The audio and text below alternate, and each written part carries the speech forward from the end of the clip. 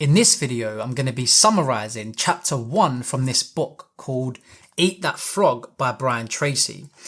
And this book's about 21 ways to stop procrastinating and get more done in less time.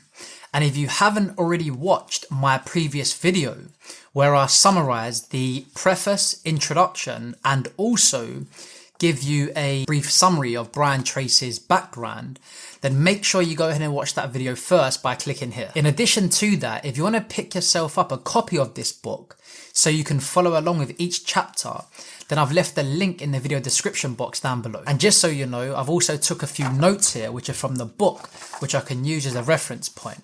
I'm also going to use the actual book itself to read out a few interesting quotes from it. With that said, let's get straight to it. So chapter 1 is all about setting the table. Now chapter 1 is deciding on the things that you want to achieve in each area of your life. So writing down your goals and having a clear vision of what you want is the way forward. And the bigger, the more challenging the goals are that you have, then the more excited you're going to be about working towards them and of course achieving them. Now, since this book is all about procrastination, the big reason for procrastination is vagueness and confusion with the things that you want to achieve in your life. Did you know that only about 3% of adults have clear written goals? But those who do have clear written goals achieve 5 to 10 times more than those who don't have clear written goals. Now, Brian Tracy goes on to say that there's a 7-step formula for achieving and setting goals. And by using this formula, you can triple your productivity. And many of his graduates have increased their incomes dramatically by using this 7-step formula alone. Now, step 1 is deciding on exactly what you want. Get crystal clear about the things that you want, the goals that you want in life. Just think about it. If you don't have a goal, then you've got nothing to aim towards. Think of a ship. Without no direction, it's not going to go anywhere. It needs an end destination to be able to steer in the correct direction. And that's the same with us. If we don't have a clear vision of exactly what we want, if we don't have that image in our head, then how can we possibly take the actions to move along in that direction to potentially hit that goal? So focus your time and energy on the things that matter most, that are going to push you towards your goal, that are going to encourage you to hit your goal. Stop wasting time on the trivial things that don't really matter in life, because those things are just going to waste time. And before you know it, a month's going to go by, 2 months are going to go by, 6 months, a year. You know how quick time goes, especially with how everything's moving at this current rate. The world we live in at the moment, technology is moving at a rate where it's so fast, it's actually hard to keep up. It's so difficult to keep up with it, because I've never actually known technology to move this fast. Things are moving at such a rapid rate, and of course if you don't keep up, you get left behind. But I remember when I was a kid and I got my first contract phone. Like, a new phone didn't come out until that contract ended, and those contracts back then were 12 months. Now we're looking at, a new phone like every 4 or 5 months or whatever it is. Phones come out so quick, and it's so hard to keep up, and the phones still work, but because technology has moved forward, you feel like the thing you have is no longer good. It's not competent enough, but of course it is. But it's because things are moving so fast.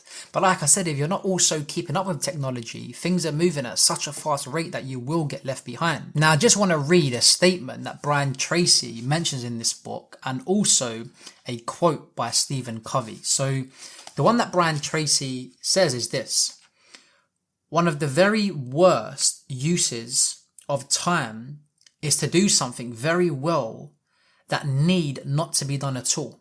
Just think about that for a minute. How many times have you spent your time, your valuable time, on things that don't really have much meaning? They're not contributing towards your success. They're not contributing towards you hitting your goals. I've wasted time in many areas of my life, which is why I'm advocating this personal development journey, which is why I'm so passionate about it now, because I just want to keep on trying to improve myself. I just want to keep on trying to get better in life. Honestly, that's all I want to do. I just want to keep on trying to improve and also share that journey with you as I'm going along. Now, the Stephen Covey quote, which is a quote from a book.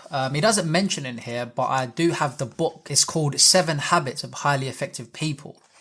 And that is a book that I've yet to read, but I've listened to the audio version, but it wasn't very intentional. I'm just going to be honest with you. It wasn't very intentional. It was just while I was doing other stuff. It was just going on in the background, which is why I'm going to really step up my game with reading this sort of material now to educate myself more. But the quote's this: before you begin scrambling up the ladder of success, make sure that it is leaning against the right building. An example I can give you to explain that statement a bit more is, think about all of the people that become accountants, lawyers, doctors, just because of social influence or because that's what their parents wanted for them.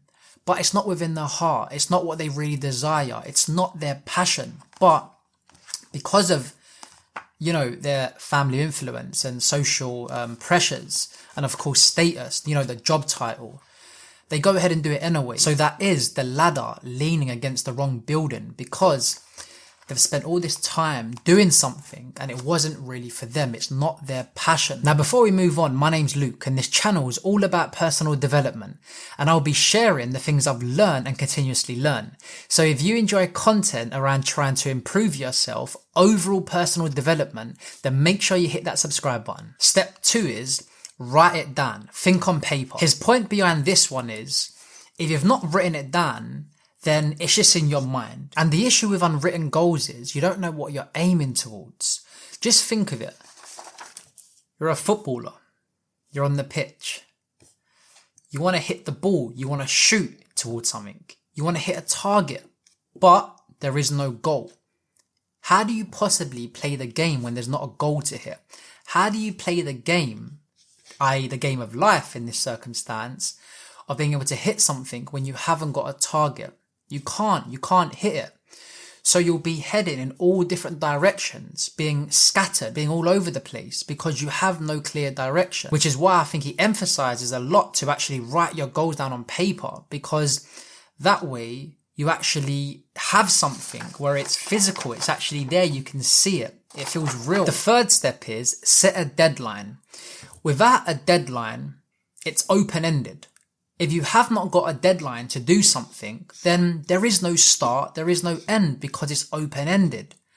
I think that's what used to make me a little bit uncomfortable with goals, with setting deadlines, I should say, is it puts you in a position of being under a lot of pressure because you know that if you actually set this deadline now, it's real. It's real. For some weird reason, it's much easier to accept a deadline. I don't know if this is the case for you, but it was the case with me. It's so much easier to achieve something when somebody else is giving you a deadline. For example, in work, you have a project you need to complete and you have to complete it by a certain date. And, you're really on point because if you don't complete it, there's consequences to it. But when you're doing something where it's for yourself, where it's a deadline you're setting, that's a personal deadline, a personal goal, it's easier to slack because nobody else is holding you accountable. And holding yourself accountable is a skill. I've had to learn that skill and I'm no master at that skill. I'm still learning it myself. But that's a mindset shift. You have to put your mindset in that. Well, if you don't do this, well, here's the consequences now.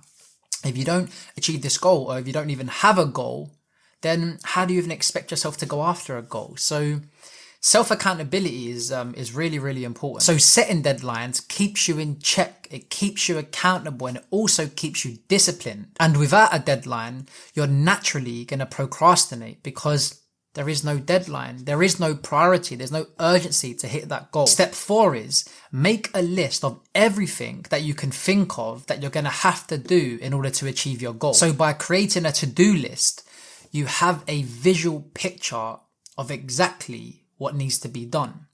Because without it, how are you going to know what things you need to do?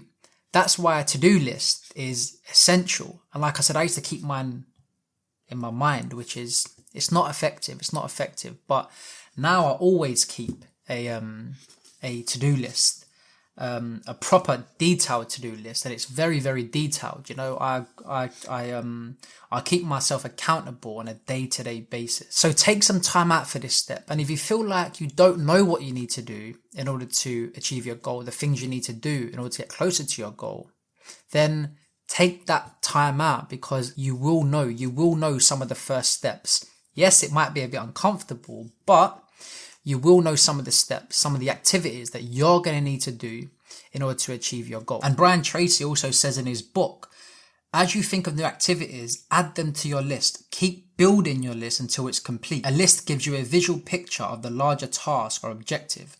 It gives you a track to run on. It dramatically increases the likelihood that you will achieve your goal as you have defined it on a schedule. I can tell you from first-hand experience that setting deadlines and having a schedule is so effective. The example I'm going to give you is with this YouTube channel. When I first started it, I didn't really set myself a specific schedule to release a certain amount of videos within a specific time frame. Since I've done that, I've been consistent. Without exception, I don't care if I feel tired. I don't care if I'm really busy doing other stuff. I shoot the videos. And the reason why is because consistency is what gets you results. Step 5 is organize your list into a plan. So put things in their order of priority. So decide what needs to be done first, and then also decide what can be done later. Now, creating a mind map is effective because it's a good visual. You can actually see it. Not only does it help me to think, but it also makes things easier for me to understand. If I have like a really big list of things, sometimes it confuses and overwhelms me. But if I use a mind map, it just gives me that space in my mind to be able to see it from a different perspective, like a bird's eye view. Yeah, that's the word, a bird's eye view. And it's also easier to hit goals when you break them down into individual tasks, which is what the mind map is really good at, because you can see the steps. For example, let's say that you want to start a YouTube channel. It could be a cooking channel. It could be a personal development channel. It could be a gaming channel. It could be a makeup channel, whatever it is that you want to do. So if you want to take your list and put that list into a plan, then you're going to need to do things such as start thinking about the people you want to serve. Who's your target market? What sort of problems do they have, and how are you going to be able to serve them? Is it people who are of a certain demographic? Do they live in a particular country? Are they a certain age group? Are they a certain gender? Whatever it is. But you need to have a clear idea of why you're creating your channel. And then the next part is once you're clear and you're clear on your branding and what you want to do, then actually create your channel. And then once you've created your channel, you're actually up now. You've actually created your channel. And then you can start putting together ideas of content that you want to create. Start doing some market research. You know, what are people looking for within your niche? And then deliver on the things that people are looking for. Step 6 is take action on your plan immediately. Just get started, get moving, take some form of action, any action, but movement is movement. Even if it is in the wrong direction temporarily, where it's like you're just trying to figure out the first few steps, it's still better than being stagnant and idle, not moving anywhere. And Brian Tracy says, an average plan vigorously executed is far better than a brilliant plan that you never take action on. Taking action is key. I couldn't agree more with that statement. I used to have, should I say a lot or a little? I don't know what it is, but I used to have fear of wanting to get everything right the first time I do it. I don't know if it's perfectionism, I'm not sure, but I used to have that fear where I wanted to just get it right. I didn't want to, make those mistakes. But as time went on and as I grew and as I learned more, I I just started to accept the fact that the only way you can get better in life is by making errors and is by experiencing hiccups and some failures and some temporary setbacks. That's the only way you can get better. So having a perfect plan is pretty much useless unless you're going to take action on it. And if you've been following my content for any length of time, you'll know that I talk about taking action a lot. And the reason why I do that is because it's the only way to progress and move forward in life. Taking action is the secret. It is the secret. I know there's so many secrets out there, secret this, secret that, of how to do stuff. But in all honesty, the obvious thing is, it's just like take action. That is the secret. Take action, keep on moving, adjust, but just don't stop. As you're moving, just adjust your steps. You might be heading in the wrong direction for a little while before you realize, well, I'm in the wrong direction. But you're only going to be able to go in the wrong direction if you keep on moving. And that's something else that I've been figuring out a lot as well, is that you can't make adjustments if you're idle. You can't make adjustments if you're idle. I know it sounds fancy just to say, but when you're, working in day-to-day life and you're doing stuff, it's easy to get stuck in that mindset where you're trying to figure everything out first and you're trying to think of the what ifs and, what if that happens? What if this happens? But honestly, put in the action and make the adjustments along the way, and eventually, you'll start to see the end, your target. Step 7 is resolve to do something every single day that moves you toward your major goal. Make taking action every single day part of your daily schedule, irrespective of how big or small it is. For example, studying a key subject, prospecting, working out, learning how to cook better food, learning a few words of a new language every day. These are just some examples. Whatever it is that you want to do, which is your major goal or goals, do something on a day-to-day basis that's going to edge you towards that goal, that's going to move you towards that goal. And like he says, no matter how small or big it is, just do something on a day-to-day basis. Brian Tracy goes on to say, think about your goals and review them daily, and every morning take action on your most important task. At the end of the chapter, Brian Tracy gives us 2 actionable steps, which I'm going to read now. So here's step 1. Take a clean sheet of paper right now and make a list of 10 goals you want to accomplish in the next year. Write your goals as though a year has already passed and they are now a reality. Use the present tense, positive voice and first person so that they are immediately accepted by your subconscious mind. For example, you could write, I earn X number of dollars per year, or I weigh X number of pounds, or I drive such and such a car. The second step, review your list of 10 goals and select the one goal that, if you achieved it, would have the greatest positive impact on your life. Whatever that goal is, write it on a separate sheet of paper, set a deadline, make a plan, take action on your plan, and then do something every single day that moves you towards that goal. This exercise alone could change your life. With that said, if you feel like you doubt yourself a lot, then make sure you click here where I shot a video on that exact topic called How to Overcome Self-Doubt.